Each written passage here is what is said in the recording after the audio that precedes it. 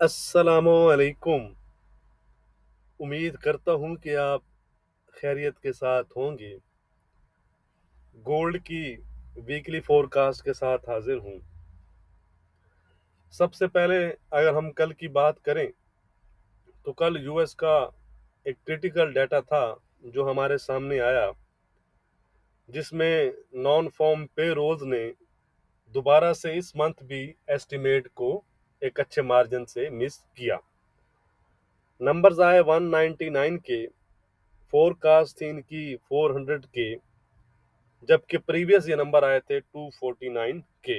यानी कि फोरकास्ट और प्रीवियस दोनों से ये नंबर बिलो आए, तो इसलिए ये डाटा नेगेटिव साइड पर था। लेकिन इसके साथ साथ जो अनएम्प्लॉयमेंट रेट था यूएस का, वो काफ़ी पॉजिटिव साइड पर आया।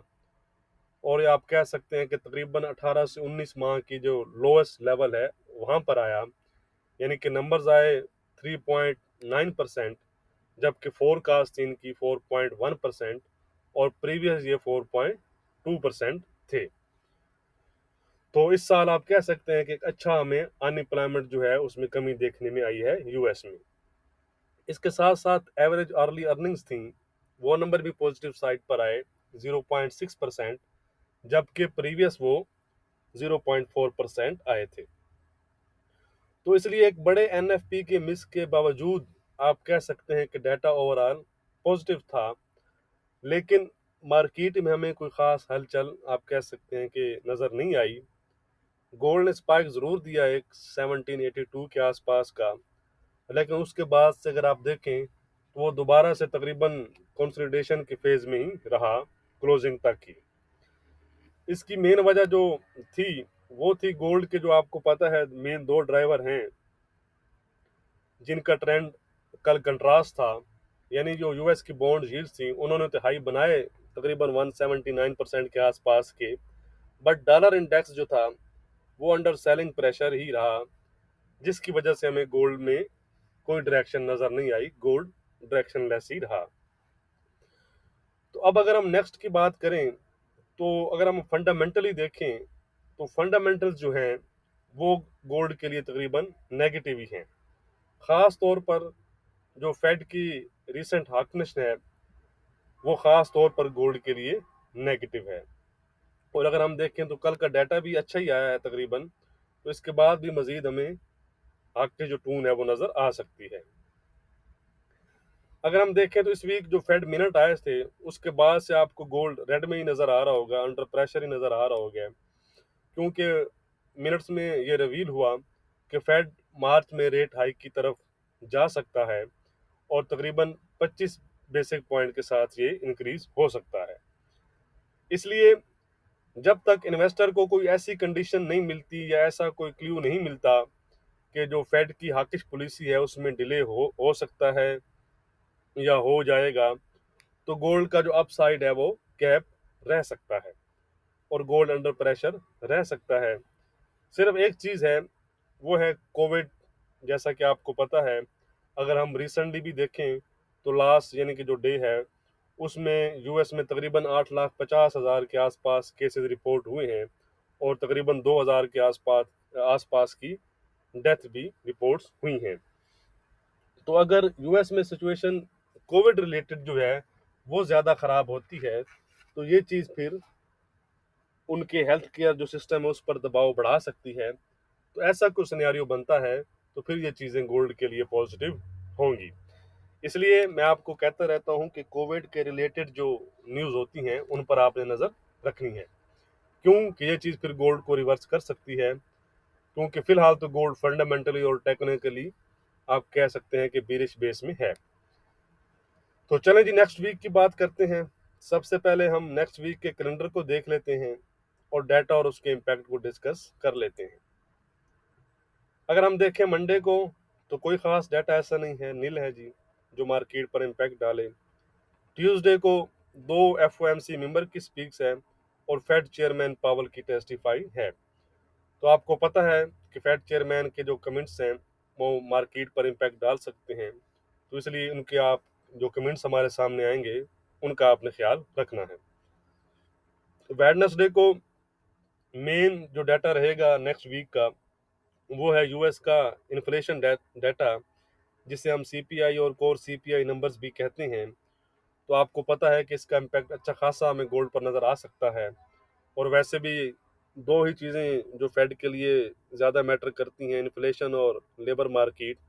तो इसलिए इन्फ्लेशन पर भी आपने ज़रूर इस डाटा को यानी कि देखना है डिटेल से। फिर हम इन्फ्लेशन डाटा को वेडनेसडे की इंट्राडे वीडियो में डिस्कस करेंगे। उसके साथ साथ वेडनेसडे को 10 ईयर बॉन्ड ऑक्शन भी आएंगे।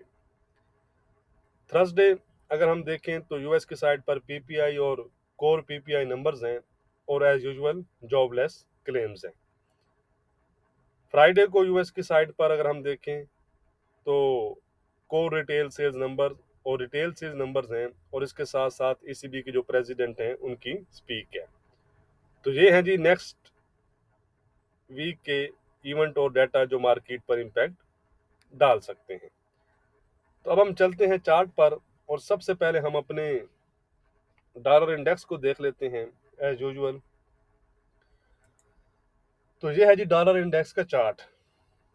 अगर हम देखें तो ये चीज़ें हम ऑलरेडी डिस्कस कर चुकी हैं। एक बड़ी बीरिश कैंडल बनाई है डॉलर इंडेक्स ने, लेकिन इमीडिएट सपोर्ट जो है वो इसको अगर हम देखें तो 9570 के पास है, और मेन लेवल जो इसका है वो 9550 का है। ये अगर ब्रेक होगा तो हमें दोबारा से जो डॉलर इंडेक्स है वो 95 की तरफ जाता नजर आ सकता है। ऑन अदर साइड अगर ये अपर इस ट्रेंड लाइन को ब्रेक करता है तो हमें न्यू हाइज भी नजर आ सकते हैं।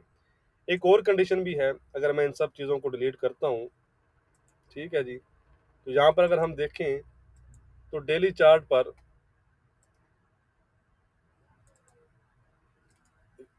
एक बुलिश फ्लैग पैटर्न भी हमारे सामने नजर आ रहा है।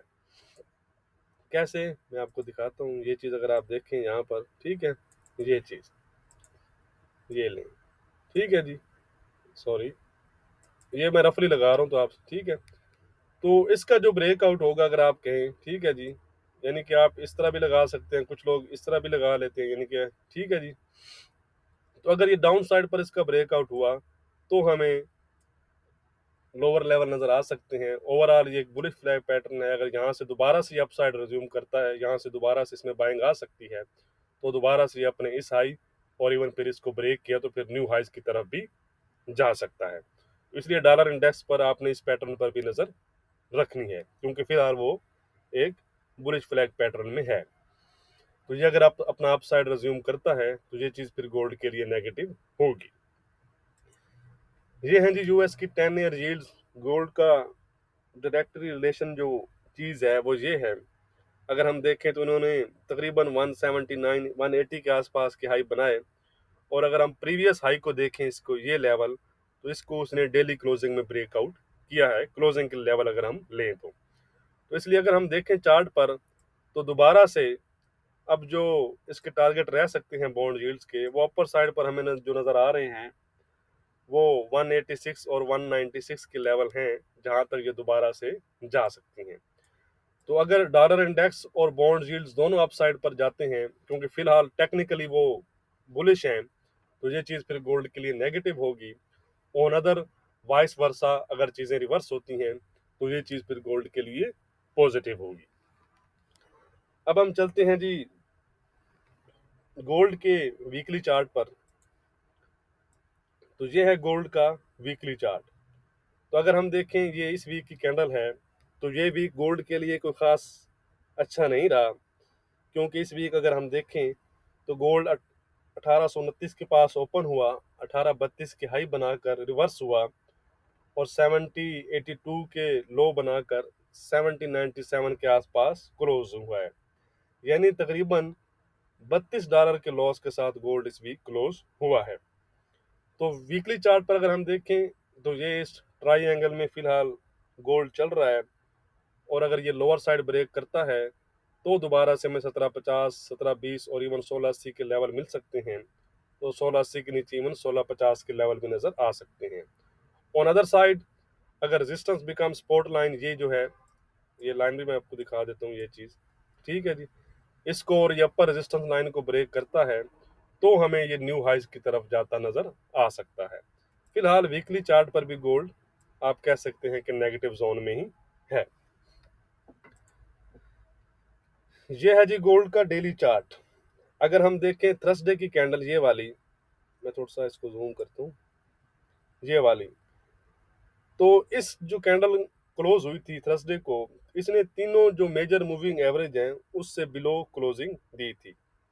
अब फ्राइडे की कैंडल अगर हम देखते हैं, थोड़ी बहुत ही रिकवरी हुई है गोल्ड में, लेकिन अभी भी वो अपनी 200 और 50 डे की जो SMA हैं उनसे बिलो ही क्लोज हुआ है। तो इसलिए हमारा व्यू डेली चार्ट पर भी गोल्ड पर फिलहाल नेगेटिव ही है। और इसको आप कह सकते हैं कि लिटिल बिट जो है वो RSI की जो कंडीशंस हैं वो भी सपोर्ट करती हैं, इसके फेवर में हैं। तो अगर आप देखें, ये सेम चार्ट है ये वाला, जो काफी दिनों से हम डिस्कस कर रहे हैं, और कल भी हमारी ये बात हुई थी अगर आपको याद हो, कि इस चार्ट के मुताबिक डेली के लिहाज से ये इसकी फर्स्ट सपोर्ट लेवल है, ये ट्रेंड लाइन। तो आप देख सकते हैं कि उसी के आसपास से गोल्ड बाउंस बैक हुआ है, और उसी के आसपास से आप कह सकते हैं कि सपोर्ट ली है गोल्ड ने। तो इसको कहते हैं कि रिस्पेक्ट ऑफ लेवल। इस तरह चार्ट को दिखाने का मकसद यही होता है कि आप इसको अपने चार्ट पर यानी कि सेव कर लिया करें या ड्रा कर लिया करें इन चीज़ों को, और इन चीज़ों को आप फॉलो किया करें जब भी आप अपनी ट्रेड लेते हैं। लास्ट वीक मैंने आपको हिस्ट्री भी दिखाई थी, और मैंने कहा था कि अगर हम इस यहाँ पर गोल्ड चल रहा था, अगर हम प्रीवियस देखें तो जब जब ये लेवल ब्रेक हुआ है तो यहाँ से हमें दोबारा से लो लेवल नज़र आ सकते हैं। और जैसे हम एक्सपेक्ट कर रहे थे वैसे ही हमें दोबारा से यहाँ से रिजेक्शन मिली, और गोल्ड ने अपने 1782 के आसपास के लो बनाए। तो अब अगर हम लोअर साइड पर देखें डेली चार्ट पर सबसे पहले, तो इमीडिएट सपोर्ट लेवल इसके पास यही है, ये ट्रेंड लाइन 1782 1780 का एरिया है। ये अगर ब्रेक होता है तो गोल्ड दोबारा से 1767 1750 1721 तक दोबारा से जा सकता है। और 1721 ब्रेक हुआ तो गोल्ड दोबारा से 1700 और 1680 तक भी जा सकता है। On other side, any recovery, यहाँ पर कोई रिकवरी हमें नज़र आती है तो 1810 का जो एरिया है, 1810-12 का एरिया, वहाँ पर फिर से एक अच्छी से मज़ामत का सामना करना पड़ सकता है। और अगर 1810 ब्रेक करेगा तो दोबारा से जाकर वो 1830 के लेवल को टच करेगा। तो ये लेवल फिर से इंटैक्ट है, ये लेवल ब्रेक होगा तो हम कह सकते हैं कि गोल्ड 1850 1870-80 तक जा सकता है। तो फिलहाल गोल्ड डेली चार्ट पर भी नेगेटिव जोन में है।